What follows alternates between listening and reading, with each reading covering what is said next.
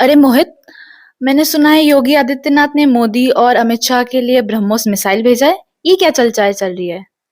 अच्छा, तो असल में इसकी शुरुआत इस बात से होती है कि योगी आदित्यनाथ अपने सोशल मीडिया के कवर फोटो पर ब्रह्मोस मिसाइल के साथ अपनी तस्वीर डालते हैं। अब योगी आदित्यनाथ का मैसेज ये होता है उस फोटो के जरिए कि ब्रह्मोस मिसाइल का जो मैन्युफैक्चरिंग हो रहा है वो लखनऊ में हो रहा है।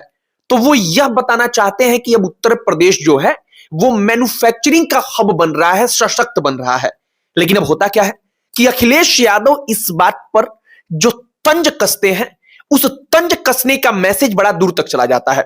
अखिलेश यादव कहते हैं कि अब जो योगी जी हैं वो बुलडोजर छोड़कर दिल्ली वालों को क्या ब्रह्मोस दिखा रहे हैं। अब इस बात को समझिए कि अखिलेश यादव इस बात को क्यों कहते हैं। वो इसलिए कहते हैं क्योंकि इस बात की चर्चाएं एकदम आम है। हर व्यक्ति इस बात की चर्चा करता है कि अमित शाह और योगी आदित्यनाथ के बीच लड़ाई चल रही है। ये लड़ाई कोई आज की नहीं है, 2 दिनों की नहीं है, बल्कि सालों से चली आ रही है। मतलब कि योगी आदित्यनाथ को अमित शाह कुर्सी से हटा देना चाहते हैं। योगी आदित्यनाथ अपनी पकड़ मजबूत करने के लिए अमित शाह और नरेंद्र मोदी को भी दबाने का प्रयास करते हैं। ये तमाम चर्चाएं चलती रहती हैं और इसी चर्चाओं के कारण अखिलेश यादव तंज कसते हैं कि क्या अब बुलडोजर छोड़ करके ब्रह्मोस मिसाइल जो है योगी आदित्यनाथ वो दिल्ली वालों के लिए भेजेंगे। तो इन चीजों की शुरुआत कहां से हुई है? शुरुआत के लिए हमें कुछ कहानी समझनी होगी।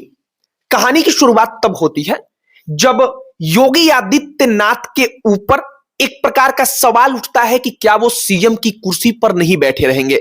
साल 2017 का उत्तर प्रदेश का चुनाव बीत चुका था। योगी आदित्यनाथ सीएम की कुर्सी पर बैठते हैं।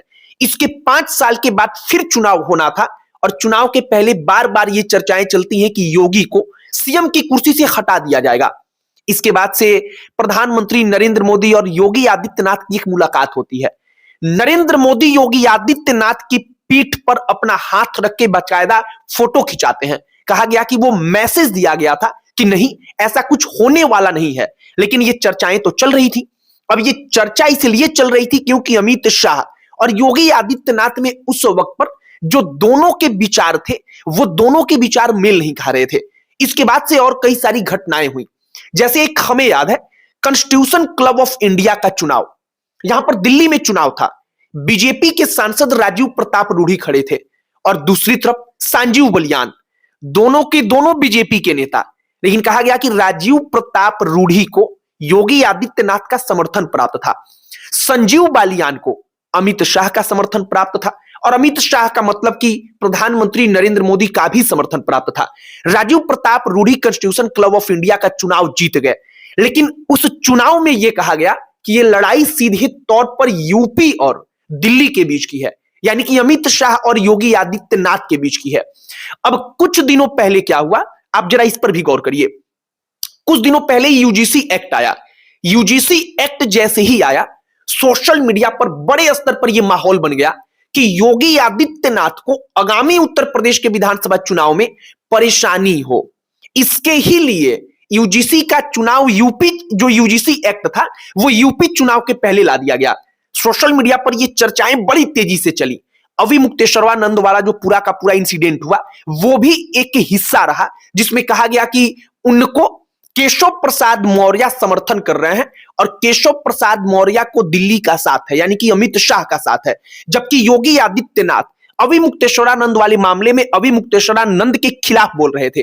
तो ये कई सारी घटनाएं हुई जो सीधे तौर पर इंडिकेट कर दे रही थी कि हाँ, सब कुछ ठीक नहीं है। और इसीलिए अखिलेश यादव इस बार ये तंज कस देते हैं कि बुलडोजर अब दिल्ली ना भेज करके योगी जी सीधे ब्रह्मोस मिसाइल भेजेंगे क्या।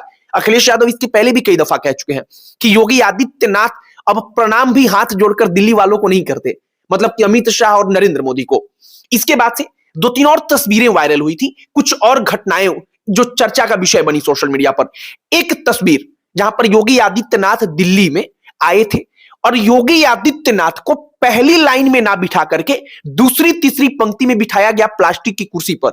यह तस्वीर एक मैसेज के साथ सोशल मीडिया पर वायरल हुआ कि योगी आदित्यनाथ को देखिए दिल्ली कितना सम्मान दे रहा है, मतलब तंज कसा गया। और इन तमाम चीजों के बाद ये चर्चाएं आम हो गई कि योगी अमित शाह को पसंद नहीं करते, अमित शाह योगी को पसंद नहीं करते। तो अभी का सिचुएशन क्या है?